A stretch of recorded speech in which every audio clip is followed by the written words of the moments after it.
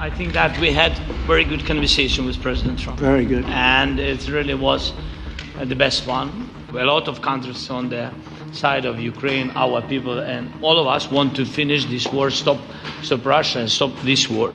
The war is going to end, and this gentleman wants it to end, and Vladimir Putin wants it to end. I think the whole world is tired of it, but we're going to work with Ukraine, we're going to work with everybody, and we're going to make sure that if there's peace, the peace is going to stay long term.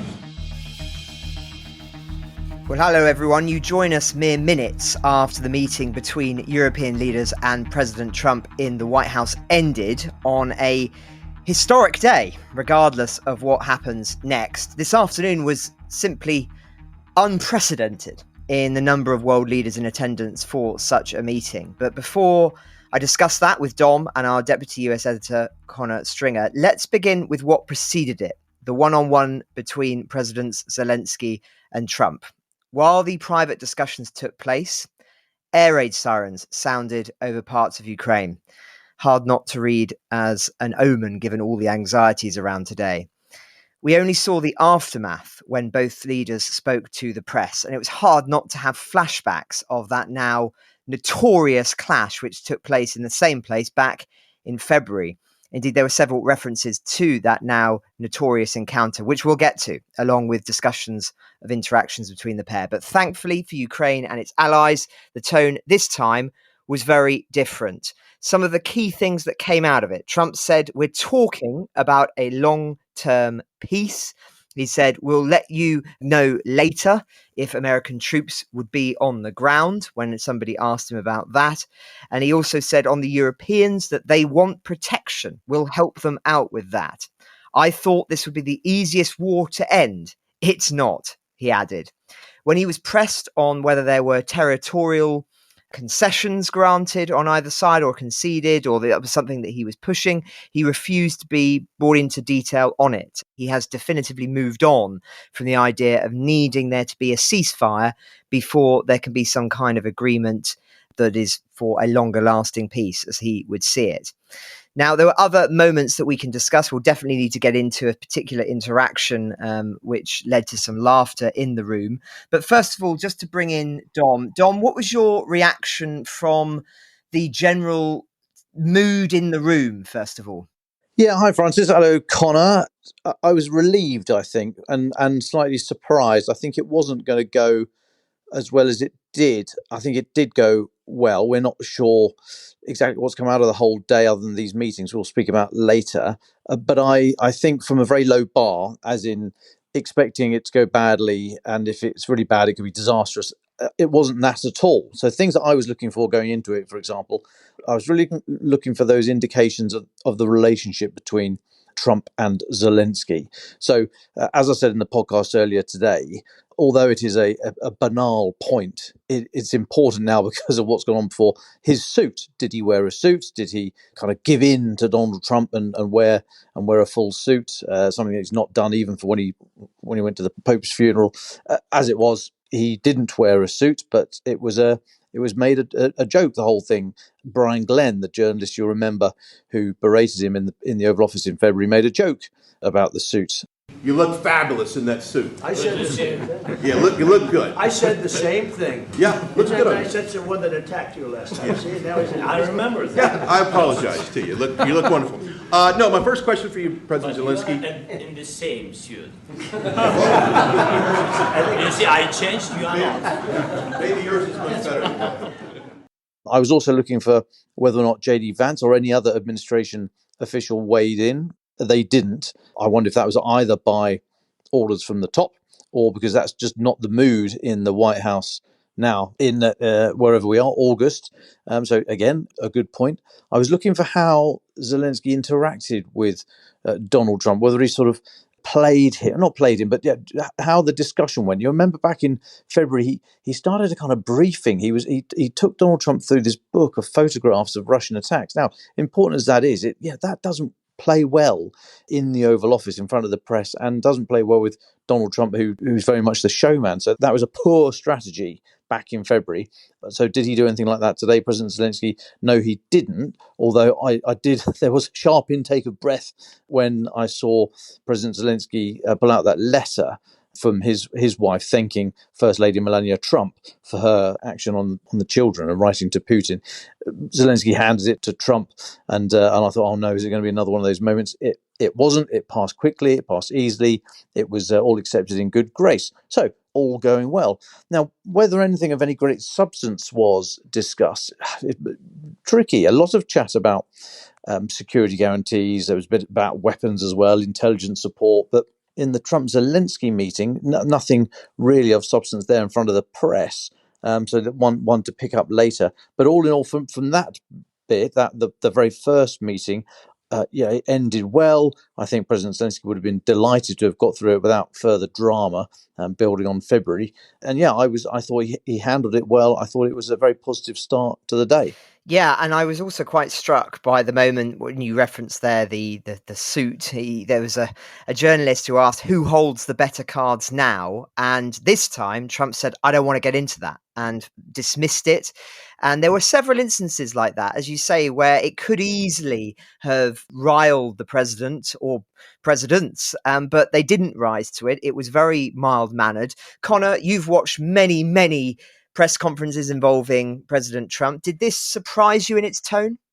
Absolutely. Hi, Dom, and hi, Francis. I think you both nailed it quite well between the two of you. It was much calmer scenes than perhaps we'd seen before. And even from Donald Trump, I think remarkably restrained in those questions that you mentioned, Francis.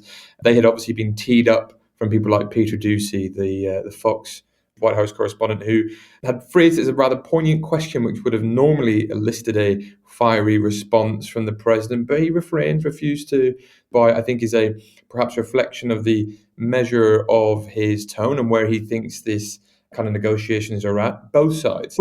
Sorry, Connor, which question was that you expected to get a fiery response? The cards, the same one that you mentioned, Dom, about whether, who had the cards, etc. It was, again, an exact same reference as you mentioned to the first meeting Donald Trump had with Vladimir Zelensky, and a phrase that he kept repeating over and over again as the two kind of bickered in front of the world media. There were jokes, and like I said, crucially, both men restraining from biting on the pointed questions that were being teed up to rile a little bit of a response. Funnily, though, as you alluded to earlier, Dom, the whole day, this is a day of grand anticipation and expectation of two, massive political leaders, the biggest war that we've seen in modern time, potentially coming to a close. But it was a sartorial decision that seemed to be the focus of the world media for most of the day. And there were pictures of Zelensky leaving the Ukrainian embassy that were hotly spread around the newsrooms across Washington and afar, as we realized that he had perhaps dressed up more than what we'd seen him before. And it went out well with Trump, as you said, Dom. He was praised. He thought he looked very well. He was obviously immediately, as he greeted him outside the White House doors with a big smile and shook his hand firmly. And the pair of them just seemed generally more cordial, didn't they? They just seemed to get on well. They're obviously there for the same reason. I think lessons have been learnt between the two of them. And crucially, now both with the same goal. Donald Trump positioning himself now, continuing to do so, as this peacemaker in chief. He sees himself as this Nobel Prize winning president, and his role is one that has become much more measured in the last few weeks. Thanks, Connor. Now, there were moments that will leave people wincing. I think the moment where he said it was a hard thing for Putin to come to the United States, and then he criticised the press. He said it was a great dishonesty in the press, the way that people had criticised President Trump for inviting Putin. Were there any other comments around the press, Dom, or questions that were put by the press that you wanted to talk about? Yeah, well, I thought it was interesting that the vast majority of questions went directly to Donald Trump, and he spoke for the most part in the first meeting. But when he spoke or answered a question, President Zelensky made sure to heap enough, not loads, but enough praise and thanks on Donald Trump. He kept saying, this is President Zelensky, kept saying the priority was, quote, to stop the killing, echoing directly Donald Trump's language. He's clearly learned, as Putin displayed, we have to say rather brilliantly, in Alaska on Friday, that mirroring Donald Trump's language, literally using the same words, is an effective, if obvious, way to get along smoothly. So even if the phrases don't actually hold much weight, because, of course, everybody wants to stop the killing. Putin even wants to stop the killing, but on his terms with the Russian victory. So, the phrase "stop the killing" doesn't actually mean anything, but it's just being mirrored back at Trump all the time. And we'll speak more of that, I'm sure, about the European leaders meeting later, because it came out time and time again. But throughout, as it was chugging along very nicely, I had to keep reminding myself that the last meltdown, that meeting in February, that went south. That went very bendy. Only after 40 minutes of pretty good chat. It was a bit stiff up to that point, but no sign of what was to come. It was 40 minutes in before it blew up. And that was initiated by J.D. Vance. So even though this thing today was going along very nicely, it was on rails, there's some jokes and suits and blah, blah, blah, blah, I kept thinking nothing's over until it's over. I was waiting for the wheels to come off all the way through, but they didn't. Trump opened proceedings with saying it's an honor to have the president of Ukraine with us. Again, very simple things to say, but a different mood. The atmosphere was cordial. It was warm on occasions. There were two friendly taps, I don't know if you noticed, guys, from Donald Trump, one on Zelensky's leg, and then a few minutes later on the arm. He was sort of chucking him up with his answers.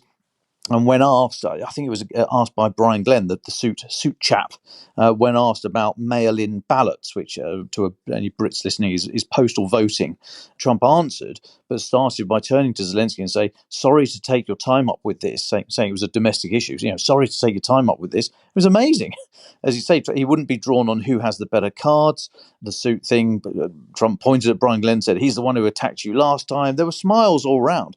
Smiles too when Zelensky was asked, and I have to say dodged pretty effectively, about holding elections in wartime. He said, "No, we can't do that. It's just not right." So Trump then sort of spitballed and joked, so if the US is in a war in 3.5 years' time, maybe we won't hold an election. Daft, but a light moment, and just a very, very different feel from last time. But as I say, of course, back then it was quite good humoured up to the point of J.D. Vance's intervention. So for me, the Trump-Zelensky meeting, it was cordial. There was no obvious friction. There was a certain stiffness, a certain formality. Donald Trump kept calling Zelensky Mr. President or the President, very different from the chat last Friday in Alaska when he was actually calling Putin by his first name. So overall, very, very different from last time. And I thought, so far, so good. Got away with that. On to the Europeans. Yeah, absolutely. Well, I think it was a classic example of where the medium is the message. There wasn't masses of substance in there, but the images, the vibes told their own story. But let's go on now then to the European Leaders Summit. And in many ways, I thought this was even more extraordinary. Just the visuals of it, if nothing else. And there was a lot of other things that we can talk about coming out of it. But just seeing so many major European leaders around one table talking about one issue in this context, it did feel unprecedented and quite a moment. And whether this will be something people will point back to and say that was when the things began to change in a more favourable direction, we don't know. But nonetheless, it did feel significant. I think it's important to say that off the bat.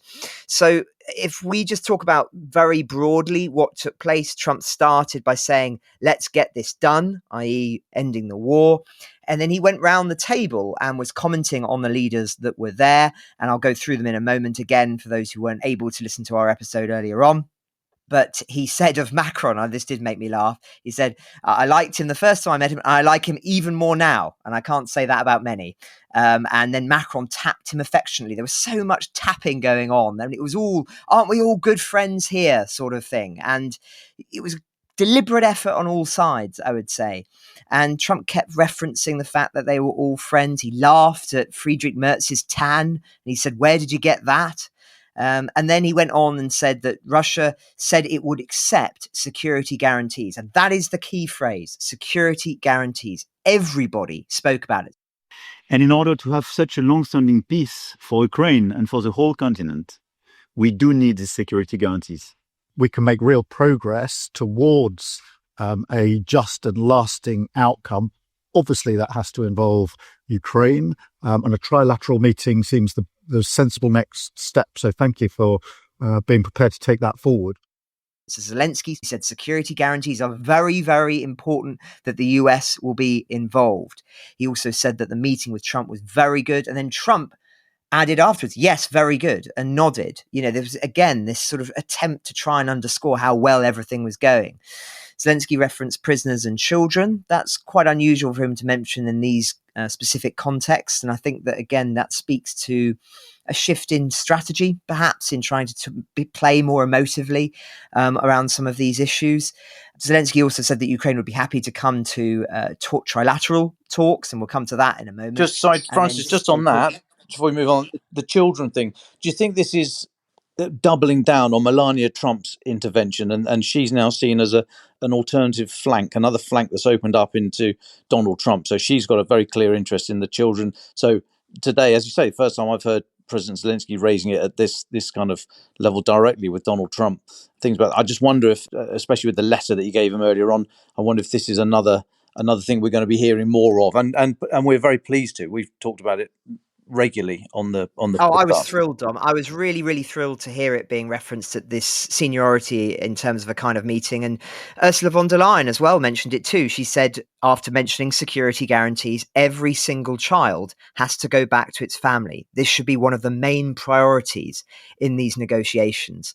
Now, it wasn't quite clear whether Trump misunderstood her, because he then said, I was just thinking we're here for a different reason, but we just a couple of weeks ago made the largest trade deal in history. Congratulations. So I think he might have zoned out for a little bit, because it was a very odd response given the fact that she was just talking about children. But I agree with you, Dom, that it does feel that this is a deliberate shift, and that certain leaders want to be talking about that issue more, and thank goodness for that. Rutte also spoke as well, thanked Trump for breaking the deadlock, and he said, then the fact that you're willing to step in for security guarantees is a big step. So again, reference to security guarantees. Meloni as well mentioned security guarantees using the phrase Article 5 style. And then so did Keir Starmer as well, use that phrase. The two people who deviated slightly from the messaging were Merz and Macron, both who spoke about the idea of there needing to be a ceasefire first. So it was Merz who mooted that proposal, and then it was Macron afterwards. So what wasn't clear whether this was deliberately designed to have a couple of people who were pushing this kind of message, or whether this was almost like an accident and a genuine desire to have a discussion about whether they needed that to happen or not. But nonetheless, I did think it was noteworthy to hear them put their heads above the parapet, as it were. And Starmer ended by saying that we all want peace. And I think that was, again, the other refrain that they kept trying to drum home, the European leaders. They want peace, they want it now, but it is predicated on security guarantees from the United States. And then Alexander Stubb of Finland ended by saying, in the past 3 weeks, we've made more progress than in the past 3.5 years. Security guarantees are key. And then he went on and referenced how Finland had fought that war, the Winter War, in the 1930s, early 40s, and said that it showed that there can be peace deals that are made. So that was that meeting. And before we come to the aftershoots of the discussion that took place after that presser, what were your reactions watching that, Dom, first of all? Well, the lighter mood from earlier clearly carried through to this meeting as well. Zelensky was joking with Trump about taking the map that they'd been using at some point, taking the map from the White House. It was all jokey. It was a joke, and then Trump sort of answered by sort of saying, "Yeah, and we might there might be 1,000 prisoners released immediately." It was very odd. It was out of context, but yeah, a good detail to hear. And then, as you say, went round the table, almost sort of right. Let's go around the table and introduce ourselves.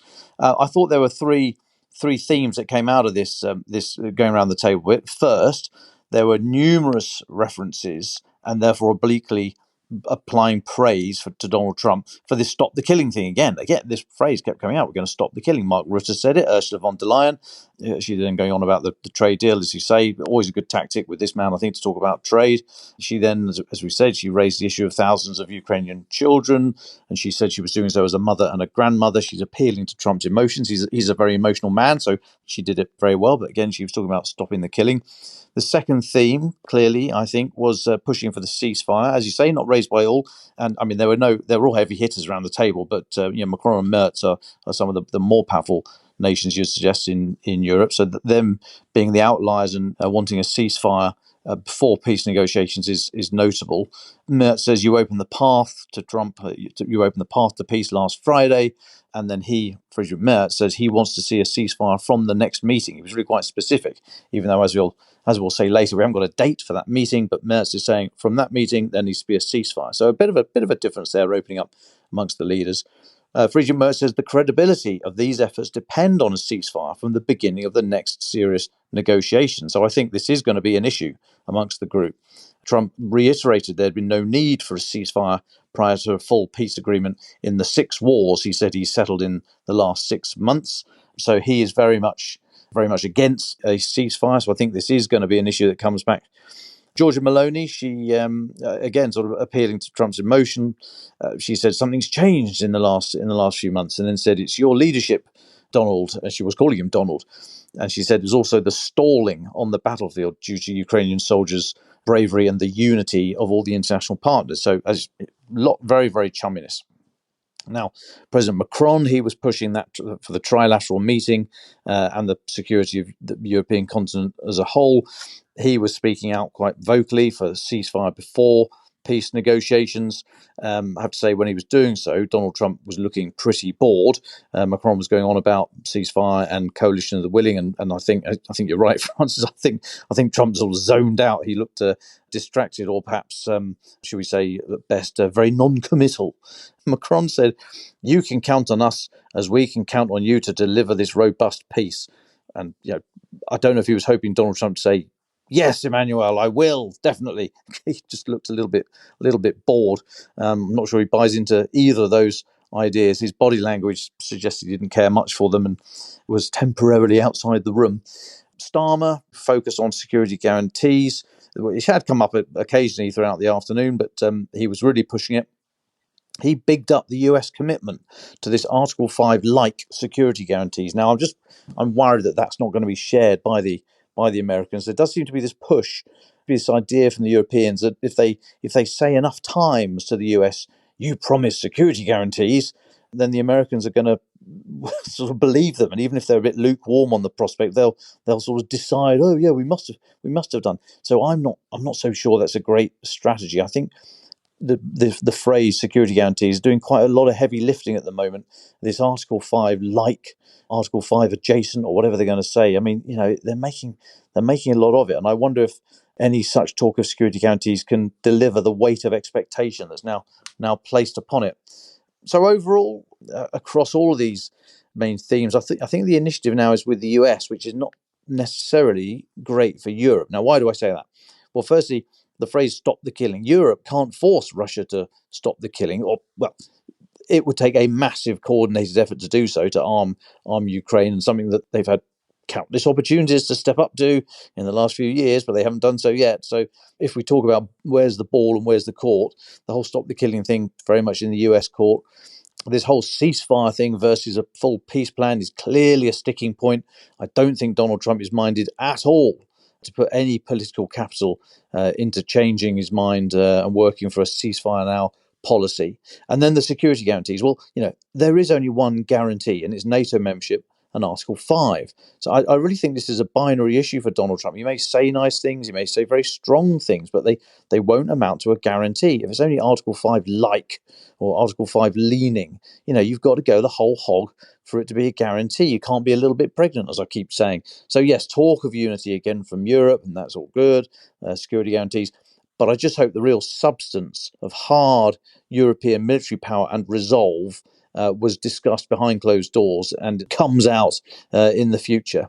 I want to say one last thing, though. For me, it's very clear that Alexander Stubb, the president of Finland, as you say, I think he's much more powerful than we would expect. He was asked to speak, and it was not so much what he said, but that he was there at all to say that I found was most interesting. Now, he is Donald Trump's new golfing buddy. Trump asked him to speak and said he was a young, powerful man. And Mr. Stubb said, "I'll take the notion of youth back to my wife and try to convince her." That got a big smile and a laugh from Donald Trump, which I think was absolutely genuine. I think this was a genuine smile and a laugh. And I think this is the new Euro-US bromance that's being delivered through Alexander Stubb, in which case it's very clever that he attended. Sorry, that's my clock bonging midnight. I do apologise for that. But from what I heard and the manner in which it was delivered, for me, Mr. Stubb was the most impressive European at the table, and possibly the only European Trump really listened to, although he was rather seized with Giorgia Meloni. I think we're going to see a lot more of Alexander Stubb. I know there are others who say that, no, actually it's Mark Rutte who's the European Trump really listens to, but I don't know. I thought the body language today, plus the golfing history they've had, I think Alexander Stubb is front and centre in this effort right now. I thought Sir Keir Starmer actually will be quite happy. He'll jet back to London, I think, quite happy. As you mentioned, Trump for the first time recognising his coalition of the willing and this Article 5 guarantee kind of on the record, giving it a firm nod and saying that was something that they were looking at. So I think he'll be very happy about that, and we'll take that back to London with his chest out and shoulders back.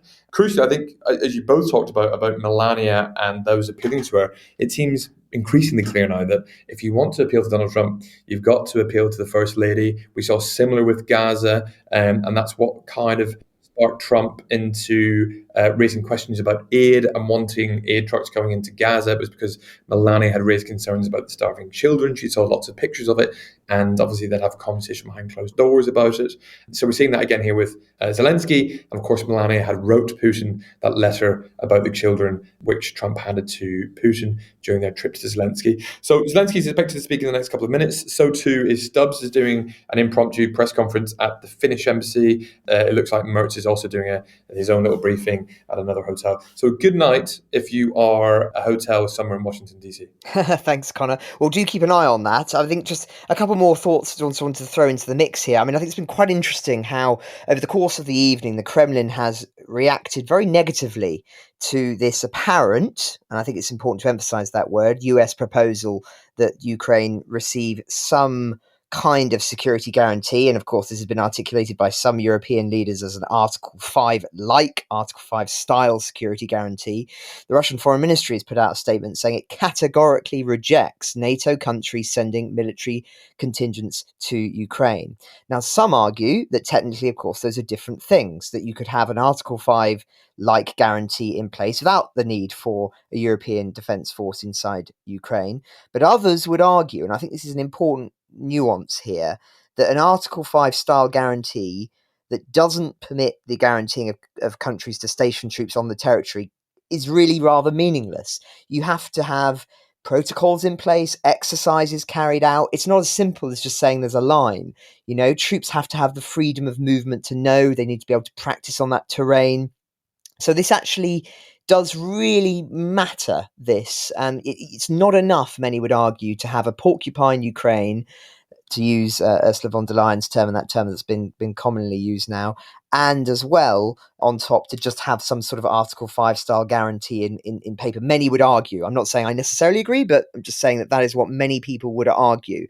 And so I think that was quite important, and it's interesting to see that the Russians have commented on that today. Another thing as well is that, you know, when we're thinking about this security guarantee conversation, apparently the Russians had said that they would be willing to accept that.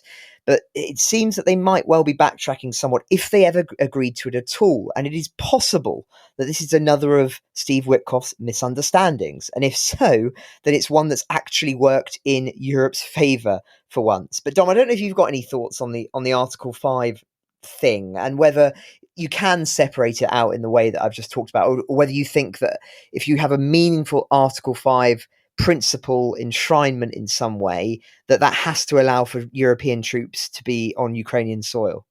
Yeah, it does. And Russia's making themselves a hostage to fortune here, because, I mean, there are European troops in Ukraine now. There are US Marines guarding the embassy, for example. There are other other bits and pieces we know of. I mean, this has happened.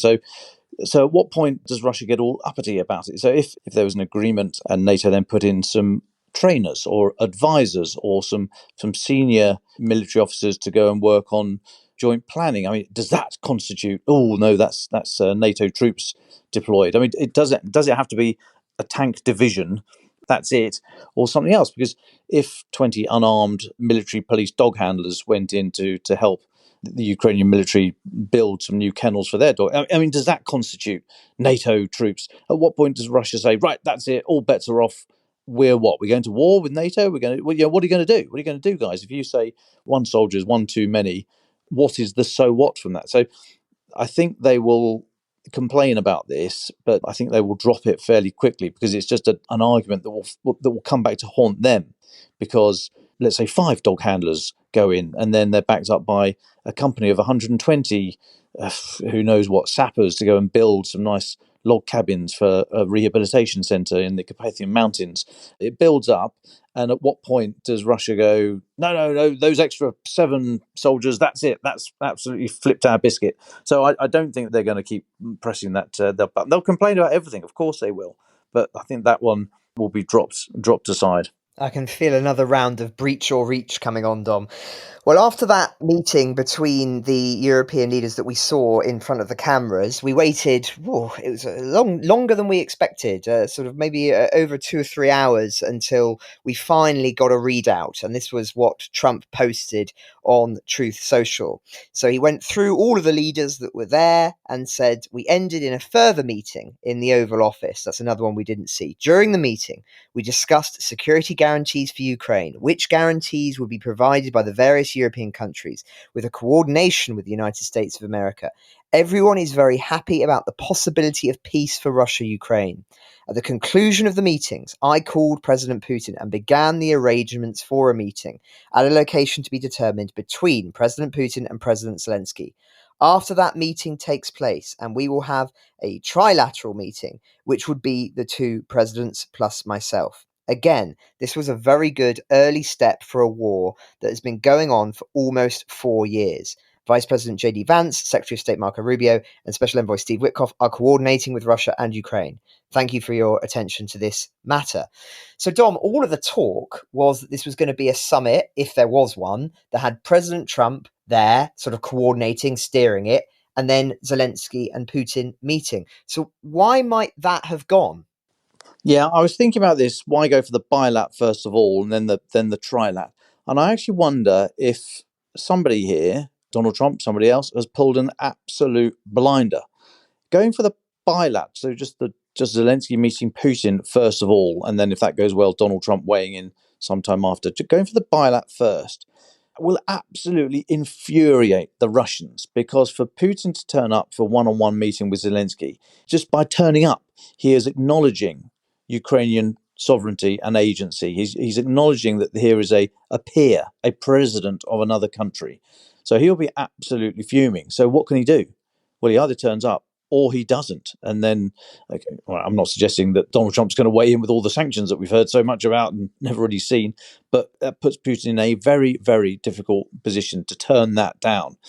So if it had been the trilat, first of all, I think that was much more likely that Putin would have turned up there. He would have ignored Zelensky, of course. He would have spoken only to Donald Trump, because clearly he's the only, so Russia should only speak to America, and those little upstarts over there, the Ukrainians, why on earth would they lower themselves to speak to them? So if there'd been the trilat, first of all, it would have been an embarrassment, and it wouldn't have achieved anything, probably quite humiliating for President Zelensky.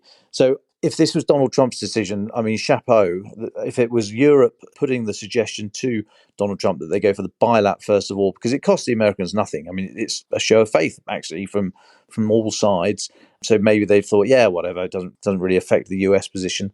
So whoever's come up with the idea, convinced Donald Trump, or indeed if it was the Americans and Donald Trump, then hats off, because I think that is a masterly move.